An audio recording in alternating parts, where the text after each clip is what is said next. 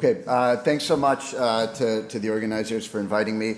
My talk will be a bit different. I'm not going to present one paper. I thought I would present a series of facts that relate to this theme of how AI relates to the state and the role of data in connecting the two. And I'll try to avoid it turning into presenting 4 papers instead of 4 facts, because it would be even more challenging. So, to start, I'll say I want to highlight that this is collaborative work with Martin Baraha, Andrew Kao, and David. So Martin is at Berkeley, David at Harvard, and Andrew is a graduate student at Harvard who's really excellent. We've worked together for a long time, and in a series of papers, we've explored sort of different dimensions of how the state relates to AI innovation.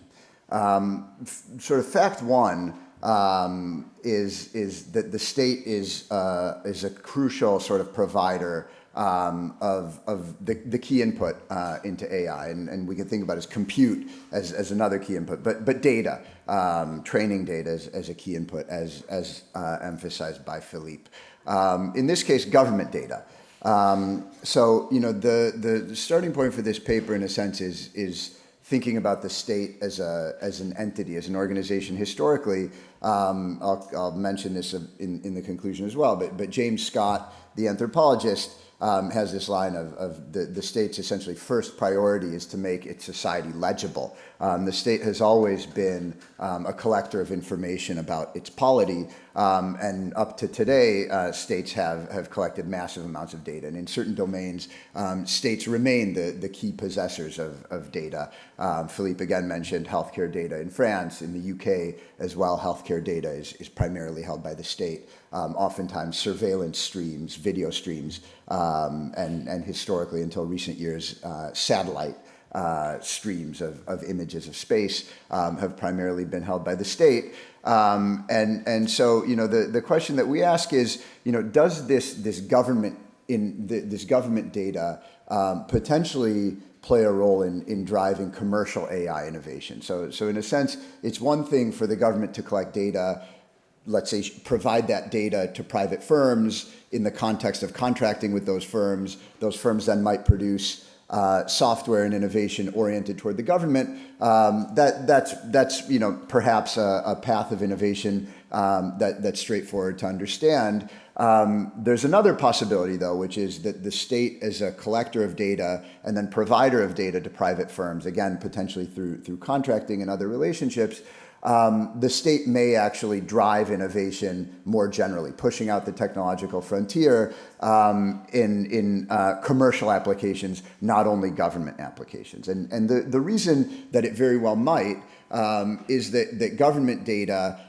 used to train AI algorithms, and then those algorithms themselves trained on government data are portable across uses. And so in the context that my co-authors and I study, which is facial recognition AI and other surveillance AI, especially in China, one way to think about this is that an AI firm may train a facial recognition algorithm on government data, identifying faces, not only identifying faces, but matching faces across video streams. And that matching of faces across video streams first has a government application, in the case of China, being able to observe the population and its movements and being able to make predictions about China's citizens.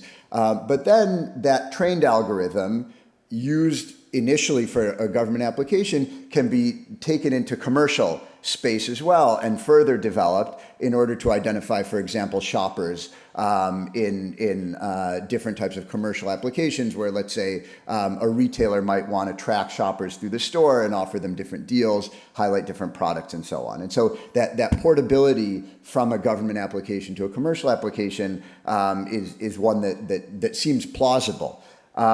On the other hand, if a firm gets access to a lot of government data, let's say by contracting with the state, providing a facial recognition algorithm, let's say for a Chinese police department, it may be the case that the firm begins to specialize in government innovation and allocate its rival resources, to the production of government software. So the data is non-rival and portable. The algorithm is essentially non-rival and portable, but engineers and others may not be. And so there might be some crowding out. And so the first question that we had about the relationship between the state and AI innovation was whether it was the case that access to government data played a role in driving commercial innovation for Chinese facial recognition AI firms. So is it the case that Chinese AI firms that receive access to more government data actually generate more commercial software as a result? The type of variation that we exploit, and again, I'm not going to go into this, but I just want to present this in a sense as a series of facts. If you have questions about the underlying analysis,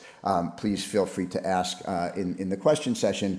But essentially, we rely on variation across contracts that facial recognition AI firms receive from Chinese local police forces. So some local police forces will contract with an AI firm to produce facial recognition AI, and some of those police forces will already have much better established surveillance camera networks. Other police departments will have smaller surveillance camera networks. If you have a bigger surveillance camera network, you have a much bigger sort of data pool to share with the facial recognition AI firm. So what's nice about this is that in a sense, it controls for many margins of selection. So all of the firms we'll study are firms that get government contracts. They're firms that get government contracts specifically with local police departments, and then the variation is coming from whether the police department had already had a better or worse developed surveillance camera network. Now, again, it's not a perfect experiment, but it's a nice comparison we find. We do some other things in the paper, and this is sort of the event study of what happens specifically to commercial use software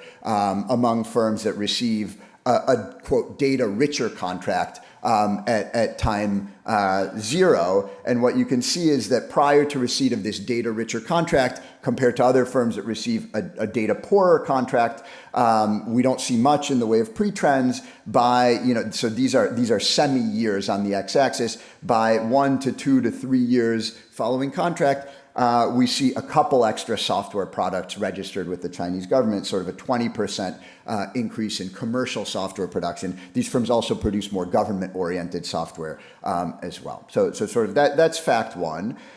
Fact two, which came out of fact one, or in a sense it began as question two, was whether this value of government data for broader commercial innovation allowed for a sort of symbiosis between AI innovators and autocrats. And so the question was, first, does AI enhance autocrats' political control? Do the autocrats benefit from this surveillance AI?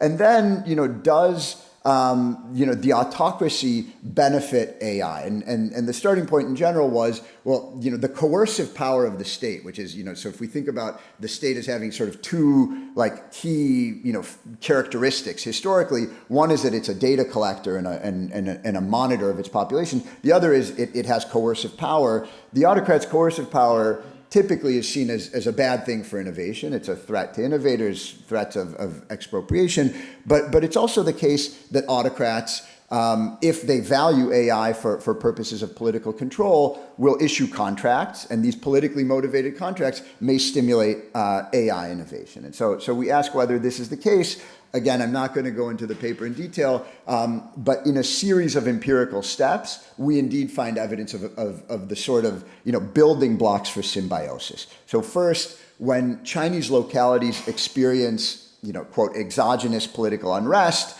when there's instability, we see more government procurement of facial recognition AI.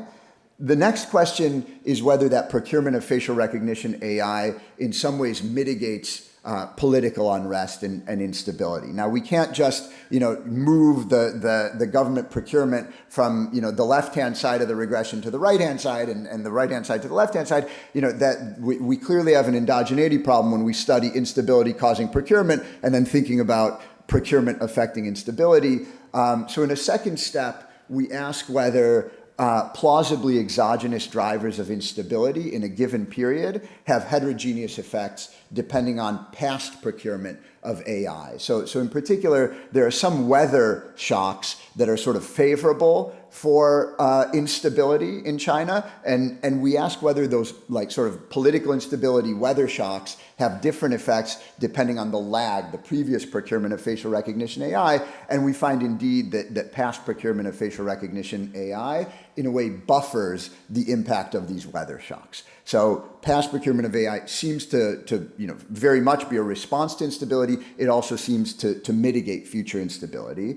And then finally, I showed you before that government data is valuable for commercial innovation. The question is whether, in this project, was whether the procurement that we observe specifically as a response to instability, whether that also seems conducive to commercial innovation. And in fact, we find evidence that that's the case. And it's also the case that firms that receive procurement contracts following episodes of political unrest also are more likely to go on to become exporters of facial recognition AI. So, recap.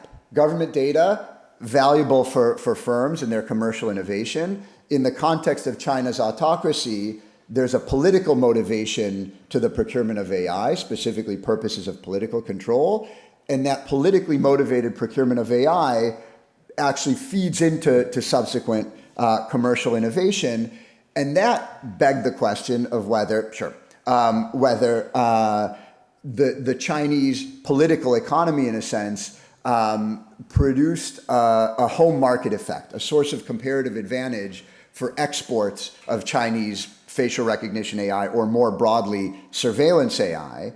And if so, whether these Chinese exports of surveillance AI, shape international geopolitics. And so, we then in a third project ask whether first China has a comparative advantage in surveillance AI, and again, what are the international implications of such a comparative advantage? So, how do we address that question? How do we begin to answer these questions? Well, the first challenge is that trade in AI is extremely hard to observe. And when you think about it, in general, trade in AI is almost, it's not even a very well-defined concept as a general sort of, as a general trade in a service. Why? Because anytime we access a website that's using AI, anytime our iPhone uses AI, at some level we are importing AI, and this is of course very hard even to sort of make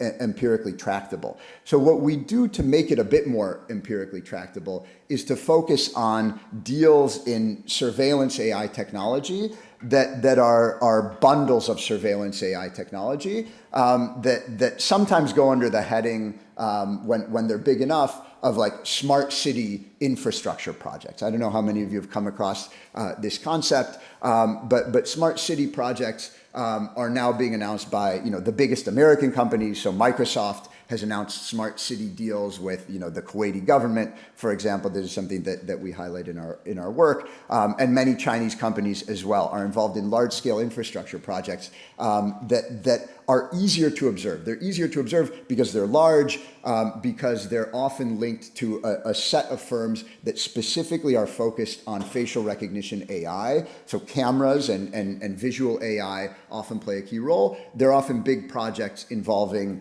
not just the surveillance AI as a service, but also different types of capital goods, servers, et cetera. So we construct a novel data set on these surveillance AI trade deals. Essentially, we identify the universe of facial recognition AI firms, and then search for all of those firms in a large set of global media, and also look at all of those firms' own press releases regarding deals to build a data set that essentially is bilateral trade deals, so exporter-importer pairs. We don't just study exporter-importer links in surveillance AI, but we also want to have some comparison technologies to identify whether, if we observe a certain pattern for China, well, is that just China exports a lot of surveillance AI, but they export a lot of everything. So we compare the trade in surveillance AI to these other frontier technologies. We'll test for comparative advantage by testing whether there are differential exports, specifically when the technology is surveillance AI and when the exporter is China.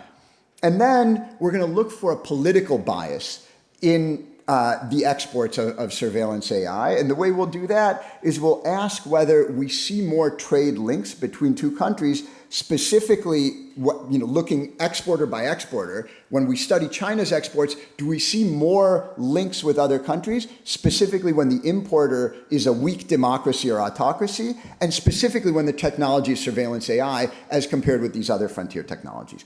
And this is what we observe, which is China's quite special. So on the x-axis, we have this measure essentially of comparative advantage. How much does China differentially act as exporter in these bilateral trade links among frontier technologies? And not just is China an exporter, but specifically when the technology is AI. So we do that country by country, and China times AI very much stands out on the x-axis.